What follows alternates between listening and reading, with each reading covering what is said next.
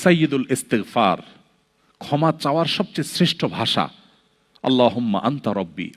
কত মধুময়, কত অর্থবহ, কত ঈমান জাগানিয়া, কত আপনার ঈমানি স্বাদ জাগ্রত করার মতো একটা দোয়া। আল্লাহুম্মা আনতা রব্বি, আল্লাহ আপনি আমার রব, আপনি আমার পালনকর্তা। আল্লাহুম্মা আনতা রব্বি লা ইলাহা ইল্লা আনতা, আপনি ছাড়া সত্যিকারের কোনো মাবুদ নেই। ওয়া আনা আবদুক ওয়া আনা আলা আহদিকা ওয়া ওয়া'দিকা মাস্তাতা'তু, আমি আপনার গোলাম, আপনার সঙ্গে আমার ওয়াদা রক্ষা করার আমি চেষ্টা করি, মাস্তাতা'তু, যতটুকু সম্ভব হয়। আউযু বিকা মিন শাররি মা সানাত, আল্লাহ যে অপকর্ম আমি করে ফেলেছি, যে গুনাহ আমি করে ফেলেছি, এই গুনাহের যে ক্ষতি, এটা থেকে আমি আপনার কাছে পানা চাই, আমাকে যেন জাহান্নাম গ্রাস না করে, এই গুনাহের ফলে দুনিয়া যেন আমার ক্ষতি না করে। আউযু বিকা মিন শাররি মা সানাত আবুউ লাকা বিনি'মাতিকা আলাই, আল্লাহ আপনি কত নেয়ামত দিয়েছেন আমাকে, কত মানুষ কত কষ্টে আছে, আমাকে কত সুন্দর লাইফ আপনি দিয়েছেন।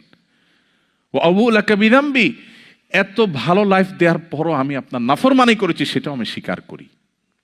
ফাগফিরলি, অতএব আপনি আমাকে ক্ষমা করে দিন। ফাইন্নাহু লা ইয়াগফিরুয যুনুবা ইল্লা আনত, কারণ আপনি ছাড়া আর কেউ ক্ষমা করে না। ভাইরা আমার, আল্লাহর কাছে চোখের পানি ফেলে সিজদায় গিয়ে একটু মাঝে মধ্যে একটু চোখের পানি ফেলে দোয়া করে কেঁদে কেটে দেখবেন, আল্লাহর কসম পৃথিবীর কোনো কিছুতে এত স্বাদ নেই আল্লাহর কাছে ক্ষমা চাওয়ার যে স্বাদ।